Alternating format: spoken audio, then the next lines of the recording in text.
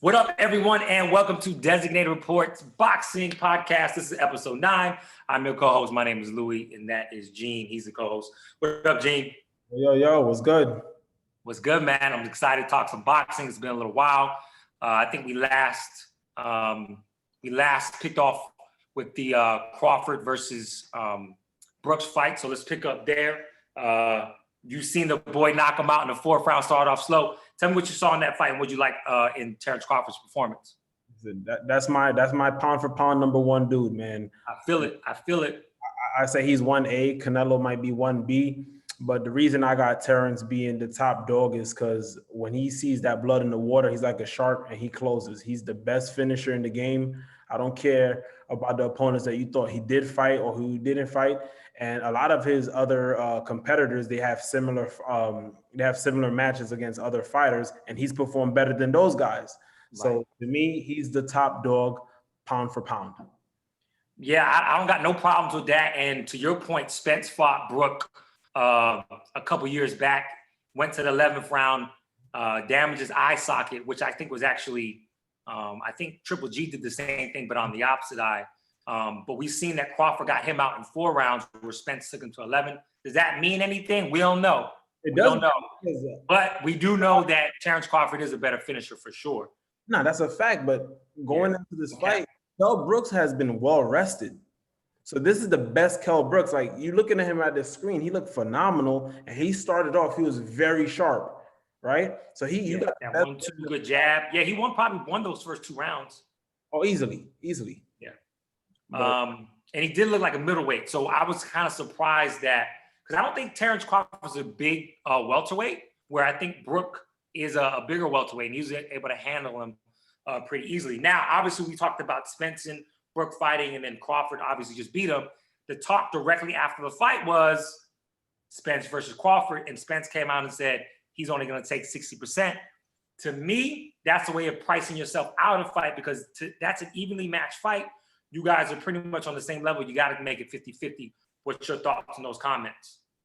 Whatever he's smoking, pass it over, man. Right. I know he's still on some type of medication. Right? This man is coming up with no 60-40. This is the fight that everyone wants to see. You're the top 2 guys. It has to be done. We don't want to see you guys fight in 7 years when you're both 40-something like Pac-Man and Floyd. Make the fight. For you to say 60-40 is telling me you don't want this fight to happen, because he's not going for that. Big facts. And if you really about that life and you really believe in yourself, you say, all right, the winner takes 60-40. How about that? Right. But do you think that Spence is the A card fighter over Terrence Crawford? I don't, man. I think that his biggest fight, and I didn't look at the numbers, but I think it's Mikey Garcia. Mm-hmm. And I would argue that Mikey Garcia pulled in a lot of those that viewership. Do I think he's the number 1 guy at welterweight? I do, because he's been there longer. Okay. But I think in terms of where they're at status-wise, you know what I mean? Like, you guys on the same level. So I look at it as a 50-50 in terms of the purse. But if you really want to make more money, then you got to go 60 for the winner. Or walk into it saying, or winner. I mean? So look, now we also heard comments coming from Terrence Crawford's promoter. Dude was talking mad reckless, talking about, I'm losing money promoting this guy. I might not even want to sign him again, And Bob Arum has had a history, specifically with black fighters, and having contract disputes. What did you think about those comments? And I think you know a little bit more about what he said. So go ahead and drop those lines for us. Yeah, I mean, you hit it right on the head. He was basically saying that, he's lost a lot of money promoting Terrence Crawford, and the fights haven't been producing the way that he wants it. My thing is, in the years that I've been following boxing, that's like one of the most disrespectful comments that I've ever heard. Because here's the thing, right? His job is to be a fighter. Your job is the promoter. So that's on you, buddy. That's number 1, right? Number 2, a lot of the times you'll hear casual fans say, let's go back to Mayweather. Oh, he's boring. He's not knocking dudes out. He doesn't make the fights exciting. Terrence Crawford checks off on everything. He gives you the the great performances. He's knocking dudes out. He's trash talking. Everyone is gunning for him. So that falls on your feet. And to go out there, not everybody is gonna make a circus out of the fight game like a Floyd Mayweather or even a Conor McGregor. That's not everybody's personality. So for Bob Arum to come out and say, well, you know, these guys promote themselves great and they go on ESPN, and you know, you're basically putting what you're saying, to your point, is you're basically asking the fighter to do your work for you. All right, let me ask you this though, right? How do you go out and make these fucking comments when you did it right after the fight? You don't even know what the ratings were, and the ratings were amazing. I think it was the second highest televised event or boxing event right after the Lopez-Lomachenko fight. So yeah, off the top of my head, I want to say they averaged like 1.7 million views. You said it again? It was like 2.2. I think that was the peak. Okay. But they averaged, and then they compared that to like the NBA finals or something like that, and it was actually up there with it. So yeah, man, that's a really good point. At that point, you can kind of tell that this is a marriage that's going into the direction of divorce, and both guys are, trying to, I guess, put their case out of there why it's going to happen. The thing that I don't want to see Bob Arum hold on to Terrence Crawford just to get the Spence fight underneath his promotional company, because that's a fuckboy move. He's probably going to do it though. I was going to go to next. I'm like, all right, if you don't feel like this guy is that nice, okay, how about you not give him the Pac-Man fight? Don't get the Spence fight, and then we'll see. Yep. Let him walk out of it if he's wasting money. And second of all, you're 88 years old talking about the amount of money you lose and you can build a mansion in Malibu. Bro, you done made all your fucking money already, my man. Well, yeah, there was some underlining, like, in my opinion, we're not going to get to, like, some racial tones in that. You know what I mean? Like, you worried about getting another house versus, this dude. If you would have put a little bit more energy in this dude, you would have got more houses from this dude. You know what I'm saying? Like, so we both definitely agree on that. So that was fight 2 weeks ago. This weekend, we got a lot of talk about between the Jake Paul and Nate Robison. Well, we're gonna get to that. We got the thriller, that whole experience, and then obviously Mike Tyson versus Roy Jones. I say let's start off with your boy Nate Robison versus Jake Paul, man. I'm gonna let you start off on this one because I got some shit to say personally too. Going into this fight, I was super biased. I think everyone was, because we're sports fans and we're basketball fans. And sometimes we get caught up in an athlete being an athlete and Joe Schmo from YouTube coming over here. So we automatically think that it's going to go one way. But dude, were we wrong? And we were wrong by a mile, man.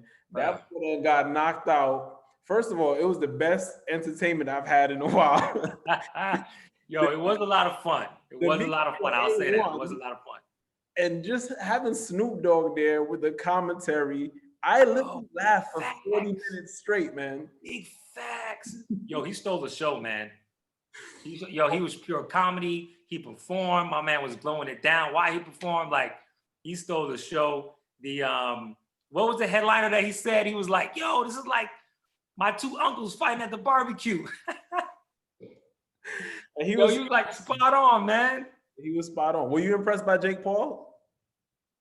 Was I impressed by Jake Paul? Here's what I'll say. If I'm judging him based off of what he is, yes. Yeah. And what that is somebody who's willing to fight. He's not a boxer. This is pure entertainment. This is a guy who has an audience and he wants to make more of it from fighting. It just happens to be in a professional setting from boxing, but this is pure entertainment. This is a guy who's like, I'm a celebrity. Let's see if we can get the bag with me fighting other celebrities. So from judging it just strictly on that alone, not as a boxer, I was impressed because he came in and he was ready for the moment. It wasn't too big for him. Yeah, let me ask you this. So every NBA player is chomping at the bits now, like, yo, throw me in there with him. Who would you want to see? Well, let me say this. Okay. To the ball players, the rappers, the actors. You can't fight. You can't. Right? You can't fight. Now, that doesn't mean you can't get into the game, but you got to take it a little bit more seriously. 6 months is not enough. All right? And you got to understand this. You got more to lose, especially in Nate Robinson's case. You got more to lose than Jake Paul did. So how you got everything you need but still want problems, though? It doesn't make sense. And I say that because Nate Robison, even if you win, what did you really win? Right now, they're not going to remember you as a 3-time dunk champion and a 10-year former NBA player. They going to remember you as a motherfucker that got knocked out by Jake Paul. But listen, I think he was thinking like all of us, man. He just thought he was going to go in there. First of all, fire your trainers. We need to have a sit down with his trainers, ask them what was the game plan, because I didn't see a game plan. Yo, he don't got no friends. What, like his trainer, like, you cannot tell me as a trainer, you're like, yeah, this guy's ready. Because I'll tell you what, you and I both saw there was some highlights of Jake Paul dropping bodies all through social media, right? And not that those guys were professional fighters or anything, but my point is that he was getting it in. He was ready for this fight. Oh, yeah. I ain't seen nothing on Nate Robison. That's facts. That's facts. You know what I mean? So judging him off of what he is, I was impressed, man. I was entertained. And the moment wasn't too big for him. And he came out what was the joint? He came out trolling Nate with the basketball song. Yo, listen, man, I love Nate. I'm happy that he's fine because he was on the floor for a minute. But, bro, we're going to get these jokes off, man. Word. Yeah. We're going to run you into the ground. The internet stays undefeated. All right, so that was, it was entertaining. I still don't like it for boxing. But as you and I talked about, what that whole event was, that's something very different from a typical fight card. And it's not going for that same audience. It's going for the YouTube watchers. It's going for podcasters and the younger generation. That's why there was cursing in the music. There was 4 analysts. Everything was allowed. Yeah. So this was purely about entertainment. What did you think about the experience? Man, listen, like you just said, it's pure entertainment. I'd give it an A+++. All right. It was entertaining. What I appreciate about Snoop Dogg, he talks like how we would talk if we were doing a game, right? And we didn't have like any boundaries. The same way he was singing and talking crap, that's how I would want to talk, right? As long as it don't move into the line of like, okay, let's put Jake Paul on the Errol Spence and Mikey Garcia fight, I'm happy. Right. Yeah, I think that if this is going to be something different, for example, in 2000, if you would have told a yellow cab driver in 10 years, we're going to be able to order a car on a phone and everybody's going to be able to do it, you need to go ahead and jump in there now. He's going to look at you like, yeah, that's not happening. Yeah. So my point is this might actually be something that's going to go on for a while. And we need to kind of recognize it's going to be something different, but it's still going to be entertaining. As long as we're entertained. Now, we haven't even got to the main event. Oh. You know what I mean? Mike Tyson versus Roy Jones, 20 years too late, and it was still entertaining. Yeah. Mike Tyson, listen, Mike Tyson hasn't fought in 15 years. I thought he was going to be the guy who was going to be more sluggish and a guy who's, his fatigue was going to set in a lot quicker. It was actually Roy Jones, because Roy Jones' fight style, he has to move his legs. But I'm gonna give you a shout out, because when this fight was first announced, you went with the Brooklyn boy, I went with the Florida boy. And although it was a draw, we all know Tyson really did his thing and won. Facts. To be honest with you, I'm proud, man. It's like you have two 50-year-olds in the ring, and I thought they were gonna be stiff as hell, but they put on such a good match. Tyson just blew me out the water, man.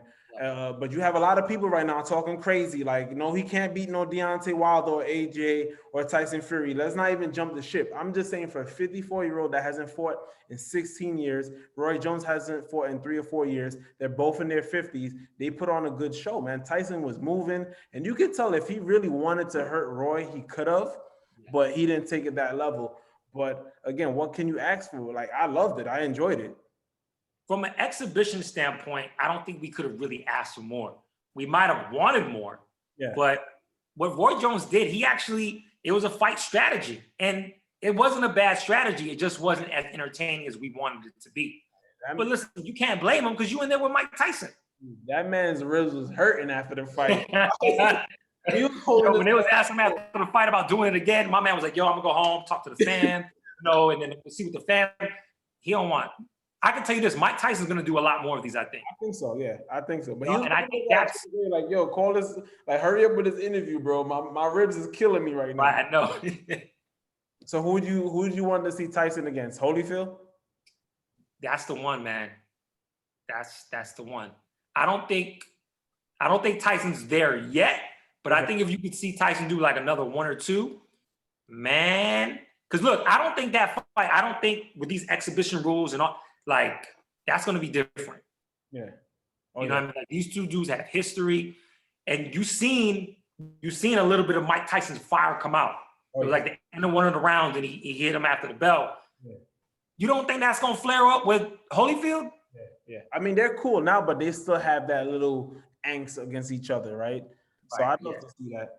But as long as it's done. The whole thing with Deontay Wilder, Mike Tyson he said after the fight that that's not what he's here to do. You know, he's not trying to become the heavyweight champion of the world again. You know what I mean? And I commend him on being very real about that. But I think that, you know, if this dude Ice Cube can come up with the big three and that be very successful with former players and people tune in, yo, I can see this. What's he called the league? Is it Legends League or? Yeah, something to that extent. But the only thing I can see there being an audience for it for sure. But how many boxers do they have left? I mean, with the big three, you can get players that retired in the NBA 5 years ago, 7 years ago. No, but right now we got De La Hoya talking about coming out of retirement. Oh my God. You know what I mean? So look, I think that it takes one person to do it first, and then other people are gonna follow, especially if they need a bag. But here's the thing: De La Hoya is talking about fighting Maidana of all people. He's not talking about fighting Tito. If he comes out and say like, "I want to fight Tito," I'll give him respect for that. But you want to fight Maidana, who's 2 years removed, 2 or 3 years removed, and he's like still in actually good shape? Come on, man. But it's the same thing Mike Tyson did before this happened, right? He was using Holyfield's name to get the hype, right? Yeah. We just seen De La Hoya drop, I would fight Triple G because back in my day, you know, I would give him the business. Yo, De La Hoya's not getting in the ring with Triple G. You never know. But he's using his name to climb and build and kind of, you know, put it out there for, you know, to kind of see, you know, what the feeler's like. You know what I mean? So I don't know about you, but for me, you know, that experience was very entertaining. Would I watch it again? I would, depending on what the setup was. There's some things that I didn't like. I know that Sugar Ray Robinson, I don't know if you peeped it. When the real boxing was going on, he was doing his thing. He was personable, making jokes. As soon as the shenanigans started and they got with the shits, Sugar Ray was not feeling it. He didn't say a word unless he was spoken to. So there's going to be a lot of people that don't like it. I think you and I recognize this is something different. Yeah, this is different. Yeah, I mean, he has to realize that as well. If you want to go there for some real boxing fights, then his name is big enough where he can get those type of fights, probably with Showtime or one of these other companies. But if you're going to stay in the thriller range, then dude, go there, have some fun, and don't take it serious. Even though there were some serious boxing fights earlier on. Yep. But listen, man, you're sitting right next to Snoop Dogg. What else do you think you're going to get out of this? Yeah. And Snoop Dogg, man, he did his thing.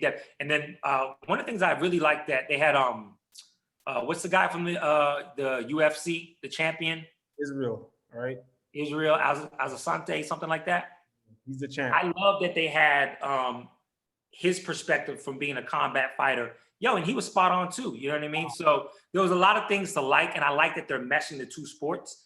I think ultimately we're going to see somewhere down the future a combination of MMA and boxing in one card. I'll keep it real, man. If I was a fan and we had access to go to the actual stadiums, I would have loved to go to something like this. You was having I will say Montana concert with YG. You getting boxing, you seen some legends, you getting Snoop perform. You know, that's a fun night out. Yeah, that's a full experience, especially with like some of the rapping. It was like a little bit too much for me, like it was too long. Yeah. But one of the fights ended too early, and you know, so there's always that kind of shit. So I think overall that was definitely a success. I saw that in terms of the pre-ordered, it broke some record. I don't know what the numbers are, so there's certainly a demand for it. But now let's moving on to a real fight. A real fight. We got Danny Garcia, Errol Spence Jr. I'm really excited about this fight. I said on social media that I had a surprise when it comes to the pick. I'm gonna go ahead and let you go first, and then I'm gonna go ahead and respond to what you got to say. Listen. So far, I've been hitting home runs out the ballpark. I've been spot on. Y'all gotta give me this, right? I can't even point. I said, I think it was episode either 2 or 3 when we first discussed this fight. I picked Danny Garcia, and now leading up to it, I'm sticking with my pick, right? Not to say that Danny is a better fighter, but I just feel like with all the other circumstances, the long layoffs, the accident, how's it going to feel like when he gets hit for the first time or if he gets hurt for the first time? I think those outside factors are swaying me to pick Danny Garcia. So it's more of the circumstance and the situation rather than the fighters. Again, Spence is the better fighter. We all know this. But I'm going to just draw that line. I'm going to say Danny Garcia is going to win in a split decision. Yo, so you know how I felt when you first said that shit. Yeah. And I went back and I had to watch some fights to break down the Danny Garcia and Spence fight here. After watching some video and some clips and knowing all the circumstances that you talked about, I'm picking Danny Garcia to win, and I'm picking by knockout. Ooh. Here's why. Spicy. Here's why, right? There was a couple interviews that I heard Spence talk. He didn't seem like the Spence before. Okay. Now, I could just be in my own head with that. And then the whole idea that he's actually thinking about the Terrence Crawford fight enough to give a percentage of what he wants. I don't know if he's really gearing up for Danny Garcia. Yeah. So when I went back and I broke down some film, if you look at Sean Porter, if Danny Garcia can make Spence fight that way, he actually has the knockout power to get this guy out of there. Yeah. So if Spence decides to trade with Danny Garcia, I think it's going to be a bad night for Errol Spence Jr. I'm going to say 10th round knockout, left hook, Danny Garcia, man. And another thing, too, with the Danny Garcia, you have to also understand that in this stage in his career, if he loses this fight, how many big more fights will he get? No, he's fought everybody. That's what I'm saying. So Judah. He knows that he has to go into this fight, and he got to find a way to pull it out. Thurman, Sean Porter, the dude has fought everybody. I don't know if he's been dropped once. So he's seen every style, and he's dealt with all kinds of power. I can't say the same thing about Errol Spence, not at 147. Yeah, that's fact. So Danny, you've been laying it down for months now. The perfect storm. I got a little film in this weekend, and I was, the setup is there. Can he perform? Can he deliver? That's why we're going to watch. But I think it's going to be a knockout. Knockout 10th round. Look at 2 months ago with the Loma fight and Lopez.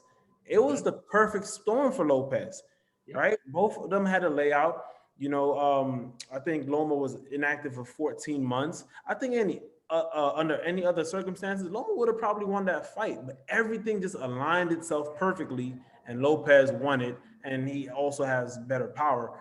But I kind of related to this fight that everything is kind of setting up, and people aren't seeing that this is Danny Garcia's chance to really prove people wrong. And then this is the fight that's going to make his career. Because if you lose this, that's it. Yeah, he's no longer going to be in that championship contender level. If he loses this fight, those younger fighters are going to be aiming at him to use that older fighter as a stepping stone. Yep. And he's actually still pretty young. But yeah, man, I'm picking Danny Garcia, 10th round knockout. And I got to be real with you. You swayed me a little bit. Negro Diamond swayed you over here. my man. So we'll see if you what would that be, 4 in a row, 5 in a row? What kind of streak is that? I'll get this one right, man. Yo, y'all not gonna be able to hold me back, bro. We're going to Vegas. We're gonna bet it all, whoever you got. Yeah, man. All right, so that's a wrap for episode 8. Look out for episode 9. Look out for episode 10. We're gonna be talking about Ryan Garcia and some upcoming fights. Gene, let them know where they can catch us, man. Yes, so you can watch the video on YouTube on the Designated Report YouTube page, and we're also on every streaming device, SoundCloud, Spotify, Apple, and Anchor. So like, subscribe, leave some comments, hit us up, let us know what you like, what you don't like. Peace.